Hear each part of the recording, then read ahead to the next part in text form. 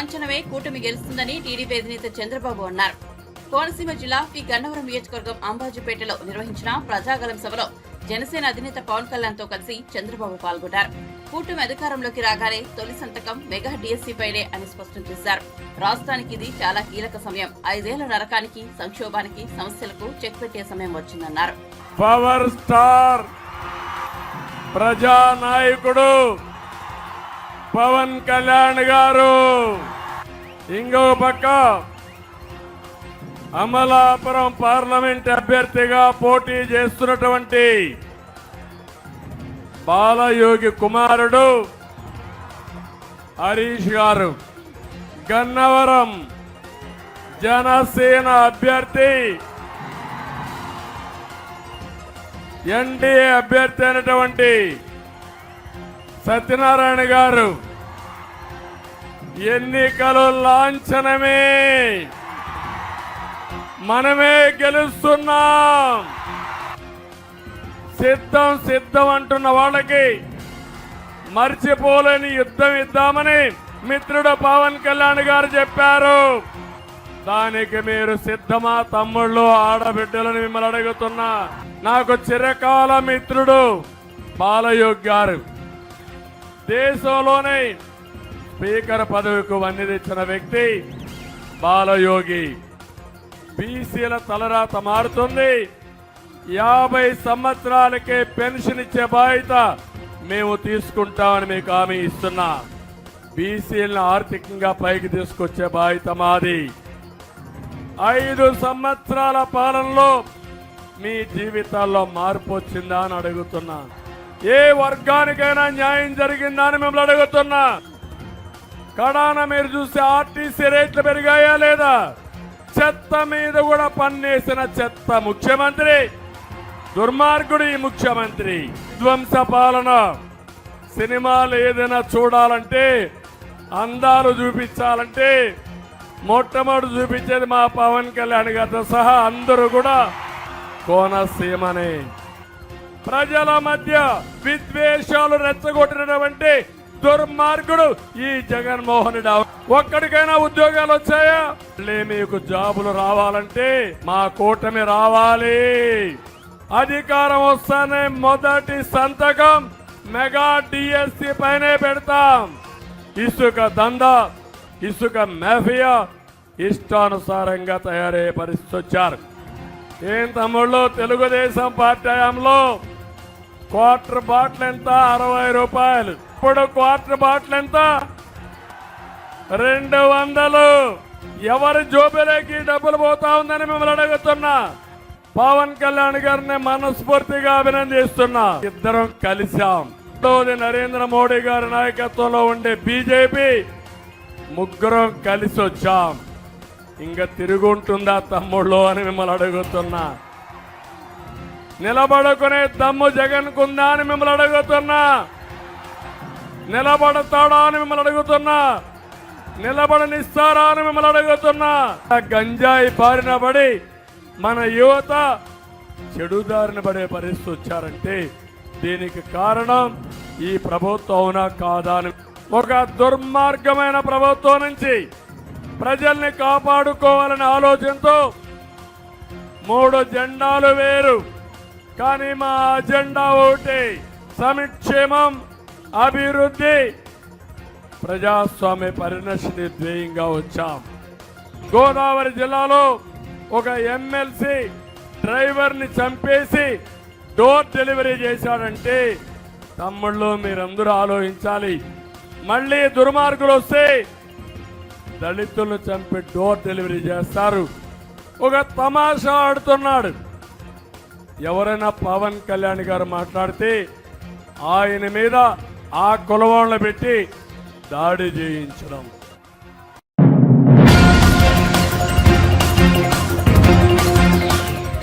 అందమైన కోనసీమను కలహాల సీమ చేయాలని జగన్ చూస్తే తాము ప్రేమ సీమగా మార్చేందుకు ప్రయత్నించామని జనసేన అధినేత పవన్ కళ్యాణ్ తెలిపారు.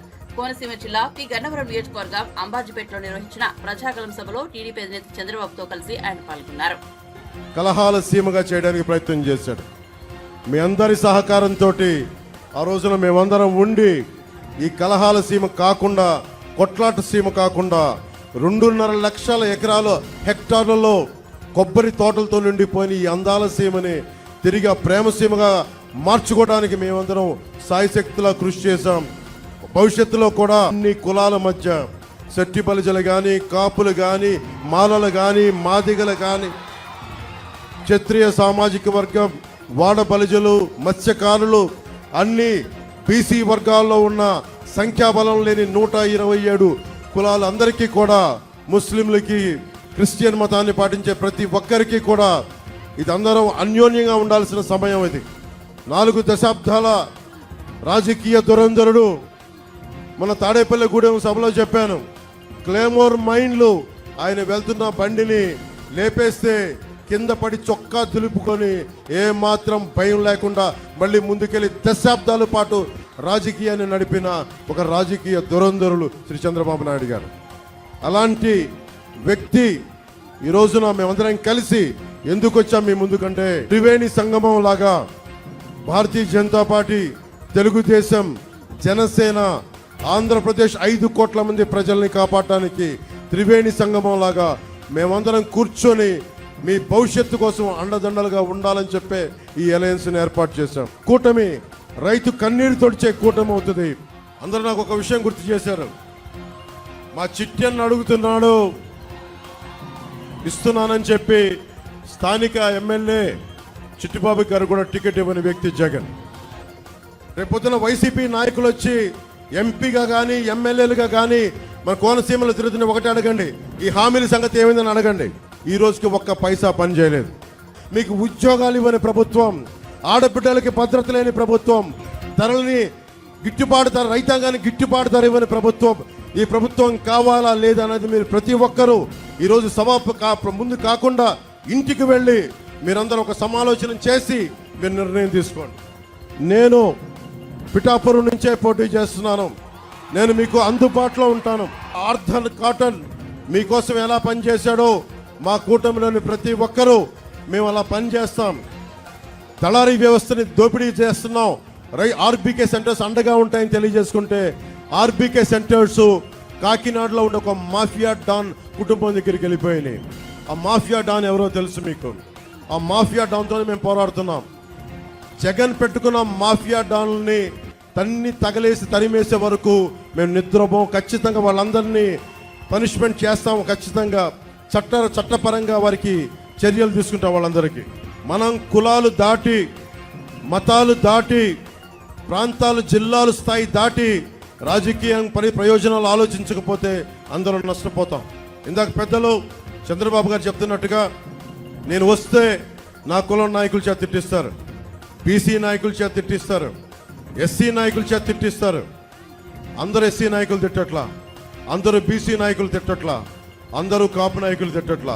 ఒకళ్ళో ఇద్దరు ఉన్నా, నేను కాదంటలా. కానీ ఇవన్నీ నేను ఎందుకు పడుతున్నానంటే, మా అక్క చెల్లెళ్ళు కన్నీళ్లు తుడవటానికి, మా యువతకి ఉపాధి అవకాశాలు రావడానికి. ఎస్సీ నియోజకవర్గాల్లో నేను లండన్లో అంబేద్కర్ భవన్కి వెళ్ళాను. వెళ్తే ఆయన గొప్పగా ఫొటోస్ ఉంటాయి. ఆయన పేరు మీద చంద్రబాబు నాయుడు గారు అంబేద్కర్ విదేశీ విద్యా పథకం చేస్తే, విధానాన్ని తీసుకొస్తే అవి తీసేసి జగనన్న విదేశీ విద్యా పథకం అని చెప్పి దానికి కూడా డబ్బులు ఇవ్వలేదు. మేము రాగానే ఆ పేరు తీసేసి అంబేద్కర్ గారికి గౌరవం ఇచ్చేలాగా, ఆ జై భీమ్ అన్న దానికి గౌరవం ఇచ్చేలాగా అంబేద్కర్ విదేశీ విద్యా పథకాన్ని తిరిగి తీసుకొస్తాం. ముఖ్యంగా పరిశ్రమలు రావాలి ఇక్కడికి. మనకి ఇంత గొప్ప కొబ్బరి ఉంది ఇక్కడ.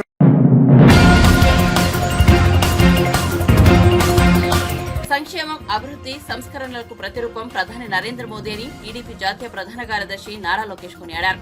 కోయంబత్తూరు ఎంపీ అభ్యర్థి, తమిళనాడు బీజేపీ రాష్ట్ర అధ్యక్షుడు అన్నామలై కుప్పుస్వామికి మద్దతుగా పీలమేడు ప్రాంతంలో తమిళనాడు బీజేపీ ఆధ్వర్యాన నిర్వహించిన బహిరంగ సభలో లోకేష్ పాల్గొన్నారు. ఈ సందర్భంగా లోకేష్ మాట్లాడుతూ, మోదీ అంటే ఆత్మగౌరవం, ఆత్మవిశ్వాసం, మోదీ అంటే ప్రపంచం మెచ్చిన నాయకత్వం అని అభివర్ణించారు.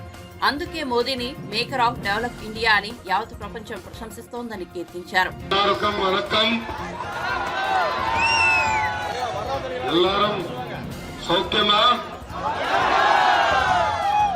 ఈ రోజు తమ్ముడిని ఇంత ఘన స్వాగతం పలికిన తెలుగులందరికీ పేరు పేరున నా హృదయపూర్వక నమస్కారాలు. నేను గతంలో కోయంబత్తూరుకు వచ్చా. ఆనాడు పంచాయతీరాజ్ గ్రామీణ ఐటీ శాఖ మంత్రిగా ఉన్నప్పుడు వచ్చా. ఇక్కడ ఉన్న తెలుగు వాళ్ళని కలిసా, పారిశ్రామికవేత్తల్ని కలిసడం కూడా జరిగింది. కానీ మొదటిసారి తమిళనాడులో ప్రచారం చేసేదానికి వచ్చాను. దానికి మీ అందరికీ నా హృదయపూర్వక నమస్కారాలు నేను తెలుసుకుంటున్నాను.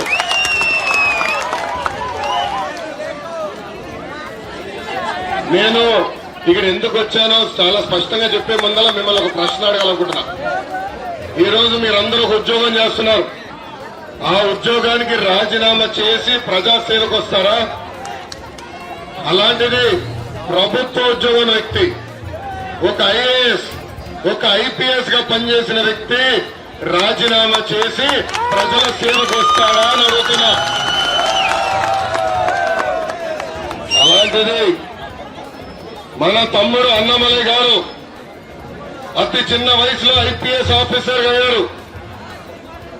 ఐపీఎస్ ఆఫీసర్ వద్దని ప్రజా సేవకి వచ్చిన వ్యక్తి అన్నమలై గారు. కర్ణాటకలో ఆయన సింగం ఐపీఎస్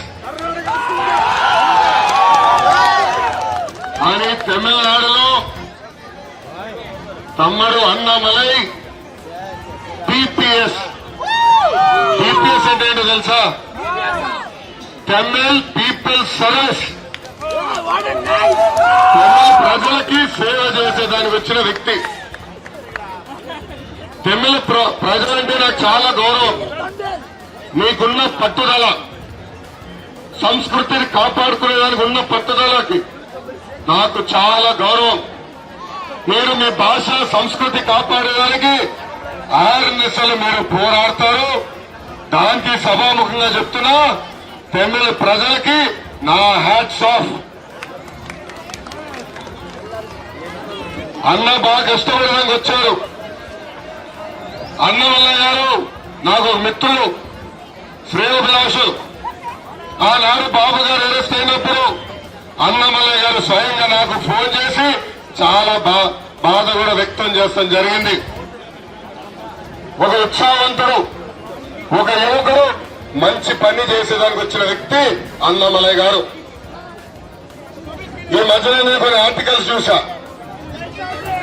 అన్న స్పీడ్ కనుక కాంట్రవర్సీ అని పేరు పెట్టారు. అన్నమలై కాంట్రవర్సీ లీడర్ కాదు, క్యాలిబర్ ఉన్న నాయకుడు అని సభాముగా మీకు చెప్తున్నాం. ఆయన తమిళనాడు దిశ నిర్దేశం మార్చడానికి వచ్చిన వ్యక్తి. 6 నిమిషాలు ప్రజల కోసం కష్టపడుతున్న వ్యక్తి. ప్రజలకి మెరుగైన సేవలు అందించాలని వచ్చిన వ్యక్తి. మనందరం చూశాం. ఎన్ మక్కలని ఏకంగా పాదయాత్ర చేశారు. ఆ పాదయాత్రలో యువకులు ఎదుర్కొంటున్న సమస్యలు, నిరుపేద కుటుంబాలు ఎదుర్కొంటున్న సమస్యలు, రైతులు ఎదుర్కొంటున్న సమస్యలు తెలుసుకున్న వ్యక్తి. దాంట్లో భాగంగా తమిళ ప్రజల మనసు గెలుచుకున్న వ్యక్తి అన్నమలై గారని ఈ సభాముఖులు అందరికీ నేను చెప్తున్నా. అన్నమలై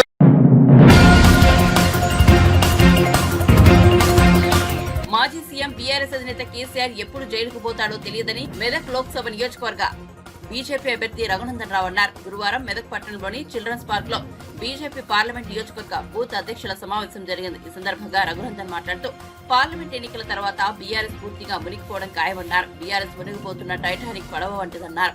మెదక్ పార్లమెంట్ నుంచి తెలంగాణ అన్న వాళ్లకు బీఆర్ఎస్ టికెట్ ఇవ్వలేదని విమర్శించారు. మెదక్ లో తెలంగాణ వాదులు అభ్యర్థులుగా దొరకలేదా అని ప్రశ్నించారు. ఏమొస్తుంది ప్రజల నుంచి స్పందన?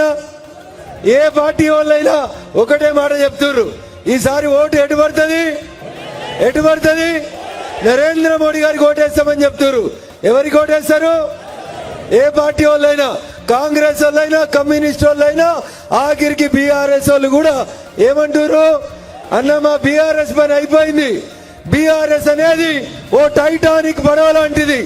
పడవకు రంధ్రం పడ్డది, సార్కి అర్థం కాలేదు. 3 ఏళ్ల కింద దుబ్బాకలో రంధ్రం కొట్టినాం టైటానిక్ పడవకి. కొట్టినమా? రెండో రంధ్రం హుజురాబాద్ లో కొట్టినమా? కానీ సార్ గట్ల 10వ అంతస్తులో స్టీమర్ మీద ఉన్నాడు, లోపలికి నీళ్ళు వస్తున్నాయి అనేది కనబడలేదు. కనబడ్డదా? ఎప్పుడు కనబడ్డాయి? మొన్న కనబడ్డాయి చలికాలంలో. సార్ కిందికి వచ్చే వరకు పడవ ఏమైంది? నడి సముద్రంలోకి వచ్చింది. ఎన్ని మోటార్లు పెట్టినా, కాళేశ్వరం బాహుబలి పంపులు పెట్టినా నీళ్లు బయటికి పోలే. ఫలితం ఏమైంది? ఏమైంది ఫలితం? ఒకటి ఉండే అని చెప్పుకుందాం ఇంగ్లీష్ సినిమాల్లో, 500 ఏళ్ల కింద ఓ పడవ నడి సముద్రంలో మునిగింది. ఏంది దాని పేరు? ఏంది దాని పేరు? ఏంది? ఇవాళ తెలంగాణ రాష్ట్ర రాజకీయాల్లో పార్లమెంట్ ఎన్నికల తర్వాత మునిగిపోయే పడవ ఏం పడవ? ఏం పడవ? ఏం పడవ? టిఆర్ఎస్ మునుగుతుందా? టిఆర్ఎస్ బీఆర్ఎస్ అయినప్పుడే దానికి ప్రజలు సిఆర్ఎస్ ఇచ్చిరు, కంపల్సరీ రిటైర్మెంట్ స్కీమ్ ఇచ్చి.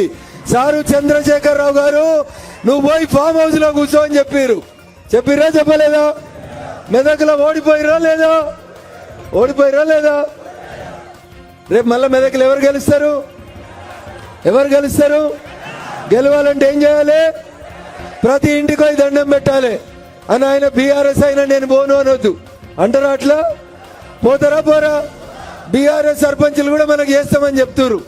ఎందుకంటే ఒక్కొక్క సర్పంచ్కి వాళ్ళ 5 సంవత్సరాల టెన్యూర్ పూర్తయ్యేసరికి రాష్ట్ర ప్రభుత్వం నుంచి 5 లక్షలు, 10 లక్షలు, 20 లక్షలు బిల్లులు రాక సర్పంచులు ఉపాధి హామీ కూలీలుగా మారిన ఒకే ఒక రాష్ట్రం బంగారు తెలంగాణ అని చెప్పే తెలంగాణ రాష్ట్రం తప్ప ఇంకొకటి కాదు. అందుకని టిఆర్ఎస్ సర్పంచులకు కూడా ఇందాకున్నది. కానీ ఇలా బీఆర్ఎస్ పార్టీ మెదక్ నుంచి ఎవరు పోటీ చేస్తారో మీకు అందరికీ తెలుసు. తెలంగాణ ఉద్యమం పుట్టిన గడ్డ మెదక్ జిల్లా, జై తెలంగాణ అని గట్టిగా మాట్లాడిన గడ్డ సిద్దిపేట గడ్డ. కానీ మెదక్ పార్లమెంట్కి వెళ్ళి టిఆర్ఎస్ పార్టీకి వెళ్ళి పోటీ చేసేందుకు ఒక్కడంటే ఒక్కడు జై తెలంగాణ అన్నాడు. దొరికిండా? దొరికిండా? పక్క జిల్లాకి వెళ్ళి తెచ్చుకోలేదా? తెచ్చుకురా? 610 జీవో అమలు కావాలా వద్దా? కావాలంటే అల్లుడు హరీష్ కి మెదక్ ఏం సంబంధం అని అడగాలా వద్దా? మెదక్ అడగాలా వద్దా? మన మెదక్ అసెంబ్లీ అడిగింది, నేను దత్తత తీసుకుంటా అన్నాడు. నువ్వు దత్తత వద్దు సారు, ఈడిగా సిద్దిపేట నాశనం చేసినావు, నేను మొత్తానికే మెదక్కెళ్ళి పంపిస్తాడు మా రఘునందన్ అని చెప్పిర్రు. చెప్పాలా వద్దా? చెప్పాలా వద్దా? జనముతోటి గెలవలేమని, ధనముతోటి గెలుద్దామని సూట్ కేసులు ఉన్నాయని తెచ్చుకొని ఈడ క్యాండిడేట్ గా పెట్టుకున్నారు. ఎందుకు మెదక్ జిల్లాలో ఒక్కడు లేడా? టిఆర్ఎస్కి వెళ్ళి జై తెలంగాణ అన్నాడు ఒక్కడు లేడా? మెదకు కంపల్సరీ గెలుతుందా? గెలిచేది ఉంటే కార్యకర్తకి ఇవ్వాలి కదా, ఇవ్వాలా వద్దా? పైసలు ఉండడానికి ఇచ్చిరంటే అర్థమైంది. గెలుతారనా ఓడిపోతారనా? ఓట్లని కొందామని వస్తున్నాడు హరీష్, కొననిద్దామా?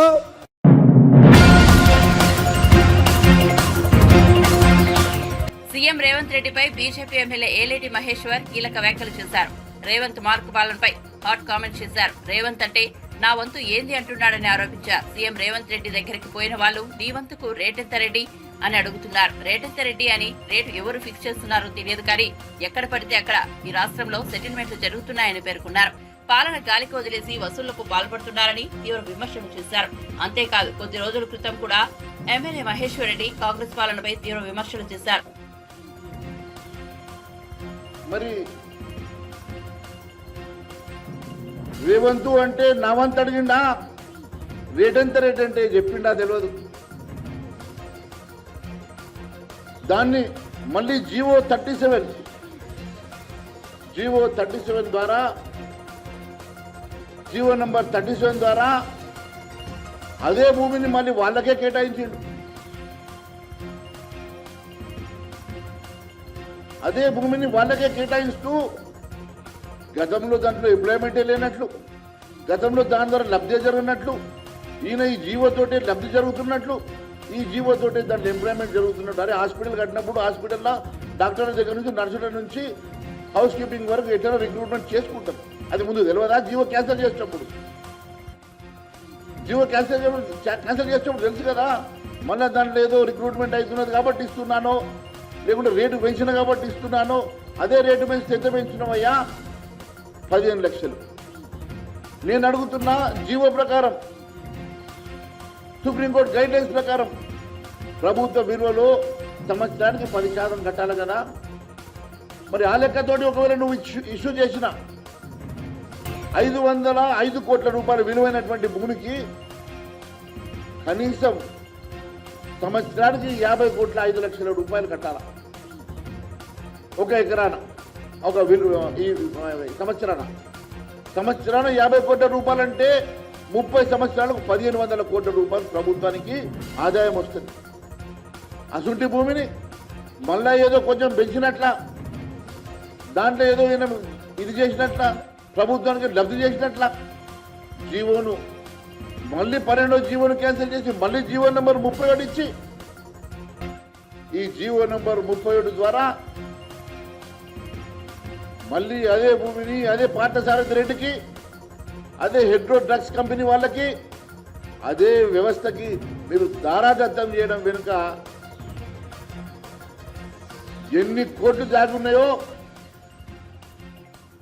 దాని వెనుక 300 కోట్ల రూపాయలు నువ్వు తీసుకొని ఢిల్లీకి పంపిన మాట వాస్తవం కాదని అడుగుతున్నా. అవి కాక దాని వెనుక వేరొక సెటిల్మెంట్ కూడా చేసుకున్నట్టు మా దగ్గర ఆధారాలు ఉన్నాయి. దీన్ని ఈ ఢిల్లీకి పంపుతున్నా కాబట్టి క్యాబినెట్లో పెట్టి అప్రూవ్ చేపిస్తే అది శంకులో పోసిన తీర్థం అవుతుందా? గత ప్రభుత్వం చేసిన అరాచకాన్ని బయట పెడతా అని చెప్పిన నువ్వు, గత ప్రభుత్వం చేసిన అరాచకాలను అడ్డం పెట్టుకొని సెటిల్మెంట్లు చేసుకుంటున్న మాట వాస్తవం కాదని అడుగుతున్నా. గత ప్రభుత్వం చేసిన అవినీతిని ఆధారంతో సహా సేకరించడానికి గల కారణం ఇదేనా అని అడుగుతున్నా. దానికోసమైనా నువ్వు ఈరోజు కాళేశ్వరాన్ని సిబిఐకి ఇస్తలేవు? దానికోసమైనా కాళేశ్వరం ఆధారాలన్నీ కూడా నీ కాడ పెట్టుకొని రేపు కాంట్రాక్టర్లను, అధికారులను, మళ్ళీ నాయకులను బెదిరించి మళ్ళీ సెటిల్మెంట్ చేసుకోవడం కోసమేనా అని అడుగుతున్నా. దానికోసమైనా ధరణి కోసం ఇప్పటి వరకు ధరణి మీద ఎలాంటి ఎంక్వైరీ చేయకుండా, సిబిఐ కూడా మాట్లాడకుండా కేవలం ధరణిని కూడా ఒక ప్రైవేటు మీ పార్టీ నాయకుల్ని కొంతమందిని కమిటీగా చేసి ఆధారాలు సేకరిస్తున్నది కూడా దీనికోసమైనా అడుగుతున్నా. ఒక చిన్న ఆధారం దొరికితేనే ఇన్ని 100 కోట్ల సెటిల్మెంట్లు జరిగితే రేపు 2 లక్షల కోట్ల రూపాయల ధరణి కుంభకోణంలో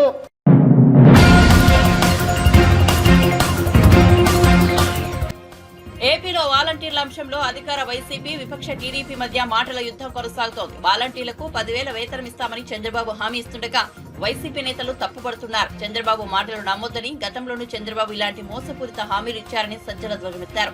దీనిపై టీడీపీ పొలిట్ బ్యూరో సభ్యుడు వరలరామయ్య స్పందించారు. వాలంటీర్లకు 10,000 ఇస్తామంటే సజ్జలకు ఏంటి నొప్పి అని ప్రశ్నించారు.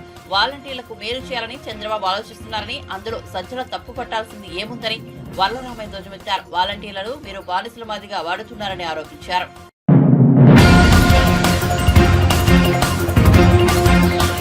ప్రకాశం జిల్లా ఒంగోలులో వైసీపీ, టీడీపీ మధ్య తీవ్ర ఘర్షణ చోటు చేసుకోవడం తెలిసిందే. మాజీ మంత్రి బాలినేని శ్రీనివాసరెడ్డి కోడలు శ్రీకావ్య ఎన్నికల ప్రచారం నిర్వహిస్తుండగా ఆమెను ఓ అపార్ట్మెంట్లోని మహిళలు అడ్డుకున్నారు. ఈ క్రమంలో మాటా పెరిగి వైసీపీ, టీడీపీ వర్గాలు కొట్టుకునేంత వరకు వెళ్లేదు. బాలినేని శ్రీనివాసరెడ్డితో పాటు టీడీపీ అభ్యర్థి దామచర్ల జనార్దన్ రావు కూడా రంగంలోకి దిగడంతో తీవ్ర ఉద్రిక్తత నెలకొంది. ఈ దాడులో ఇరు పార్టీలకు చెందిన వారు గాయపడగా బాధితులను పరామర్శించేందుకు బాలినేని, దామచర్ల ఒంగోలు రిమ్స్ వద్దకు వెళ్లగా వీరి రాకతో అక్కడ ఉన్న 2 పార్టీల కార్యకర్తలు బిగ్గరగా నినాదాలు చేశారు. రిమ్స్ వద్ద కూడా ఉద్రిక్తత నెలకొంది. పోలీసులు తీవ్రంగా శ్రమించి ఇరు వర్గాలకు సర్ది చెప్పి అక్కడి నుంచి పంపించేశారు.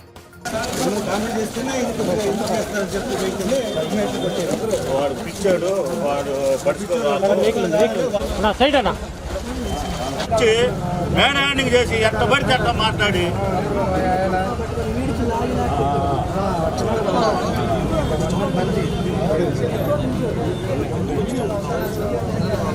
అనేది అర్థం కాదు.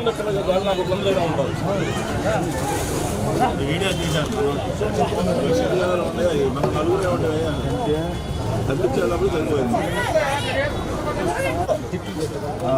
అది అనవసరం కావద్దు. ఈరోజు మా డివిజన్లో కార్యక్రమం జరుగుతుంటే వాళ్ళు వచ్చారని మా లేడీస్ ఉన్నారు. పద్మావతి అని వాళ్ళ ఇంటికి పోయి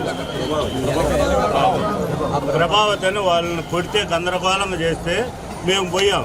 పోయి అమ్మ ఏం కాదు నీకేం జరగదని చెప్పి వచ్చి ఇక్కడ కూర్చున్నాం. మా జనార్దన్ గారికి ఫోన్ చేసి చెప్తే వస్తాం మాట్లాడదాంలే వస్తున్నాను అని చెప్పాడు. పోతే మేము ఇక్కడ రోడ్డు మీద కూర్చుంటే మేము రోడ్డు మీద ఇక్కడికి వచ్చేవరికి నన్ను మూకుముడిగా 30 మంది వచ్చి భయంకరంగా చేతులతోటి హ్యాండ్ తోటి భయంకరంగా కొట్టి గందరగోళం. రామనాయుడు కొంతమంది అనుసరులు, బాంబుల సాయి అనే ఒక వ్యక్తి, కళ్యాణ్ రెడ్డి, పోతే డిన్నీ రెడ్డి, ఇంకా చాలా 30 మంది దౌర్జన్యంగా వచ్చి ఇక్కడ రోడ్డు మీద ఉంటే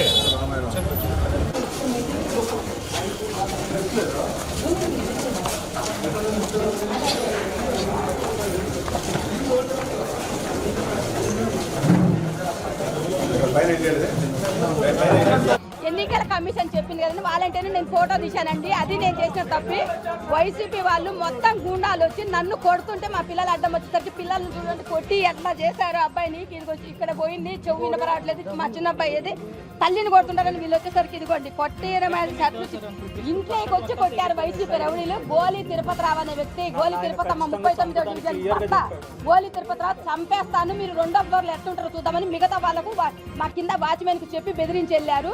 మీరు మరి ప్రభుత్వము ఎస్పీ గారు కానీ పోలీసులు కానీ మాకు ప్రొటెక్షన్ ఇవ్వకుంటే మాత్రం మా కుటుంబాన్ని ఉంచరు.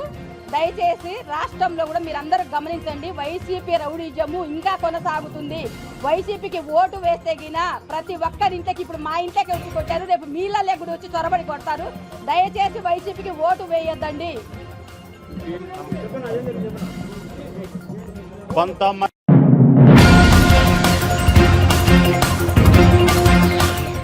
ఖైరతాబాద్ ఎమ్మెల్యే దానం నాగేందర్ పార్టీ మారి నెల రోజులు అవుతున్నప్పటికీ ఇప్పటి వరకు స్పీకర్ ఎలాంటి నిర్ణయాలు తీసుకోలేదని బీఆర్ఎస్ ఎమ్మెల్యే పాడి కౌశిక్ రెడ్డి అన్నారు.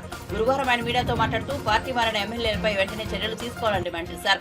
అసెంబ్లీ ఎన్నికల్లో తమ పార్టీ నుంచి గెలిచిన దానం నాగేందర్, కడియం శ్రీహరి, తెల్ల వెంకట్రావుల డిస్క్వాలిఫికేషన్ తప్పదన్నారు. నాగేందర్ గారి మీదనే మార్చ్ 18 రోజు నేను, నాతో పాటు కాలేరు వెంకటేశ్వర్ గారు, బండారు లక్ష్మారెడ్డి గారు, ముఠగోపాల్ గారు నలుగురం కలిసి స్పీకర్ గారికి దానం నాగేందర్ గారి మీద మార్చ్ 18 రోజు పిటిషన్ ఇవ్వడం జరిగింది.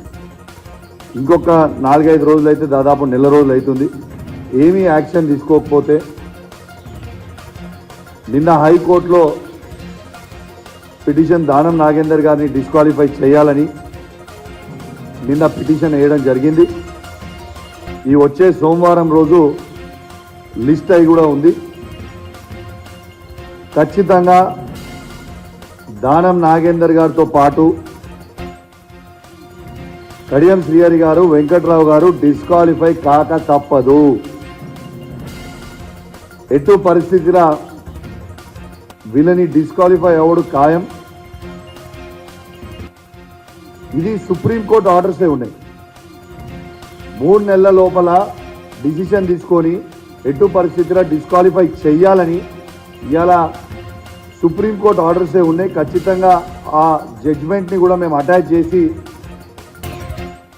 అన్ని విధాలుగా ఎవిడెన్స్ పెట్టి దానం నాగేందర్ గారు బీఆర్ఎస్ పార్టీ బీఫామ్ మీద ఎమ్మెల్యేగా గెలిచి ఇవాళ అఫీషియల్గా కాంగ్రెస్ పార్టీ సికింద్రాబాద్ ఎంపీ క్యాండిడేట్గా అఫీషియల్గా కాంగ్రెస్ పార్టీ డిక్లేర్ చేసింది. ఇంకా దీనికంటే పెద్ద ఎవిడెన్స్ అవసరం లేదు అని అన్ని ఎవిడెన్స్లు అటాచ్ చేసి ఇవాళ కోర్టులో వేసినాం. ఖచ్చితంగా సోమవారం రోజు మాకు ఫేవరబుల్ జడ్జ్మెంట్ వస్తుందని నేను ఆశిస్తూ ఉన్నాను. ఎందుకంటే ఇది simple, all evidence is there and it is proven. ఎంత బాధాకరమైన విషయం అంటే ఇదే దానం నాగేందర్ గారు కాంగ్రెస్ పార్టీ ఎంపీ క్యాండిడేట్ అయిండు సికింద్రాబాద్ పార్లమెంట్ కానీ మేము అసెంబ్లీకి పోయినాం. అసెంబ్లీకి పోతే స్పీకర్ లేడు. సెక్రటరీ గారు అసెంబ్లీలో వండుకుంటూ పోయి బాత్రూంలో దాచుకున్నాడు. బాత్రూంలో దాచుకొని తాళం పెట్టుకొని బయటకు వస్తలేదు. ఏదే సెక్రటరీ అంటే సెక్రటరీ బాత్రూంలో ఉన్నాడని మాకు కూడా తెలుసు. ఆడికి పోయి ఉన్న తర్వాత సెక్రటరీ లేడని చెప్తుంది. ఆడ ఆగి ఆగి ఆగి ఏం చేసినాం, అక్కడి నుంచి మన జాయింట్ సెక్రటరీ ఉపేందర్ గారి దగ్గర పైకి పోయినాం. పోయి పెటిషన్ తీసుకోండి, మీ అందరు స్పీకర్ ఆఫీస్ కిందనే పనిచేస్తారు కదా, సెక్రటరీగా తను సెక్రటరీ అవైలబుల్ బాత్రూంలో దాచుకున్నాడు నేను లేను అని చెప్తున్నప్పుడు ఎవరికి ఇవ్వాలి? జాయింట్ సెక్రటరీకే ఇవ్వాలి కదా.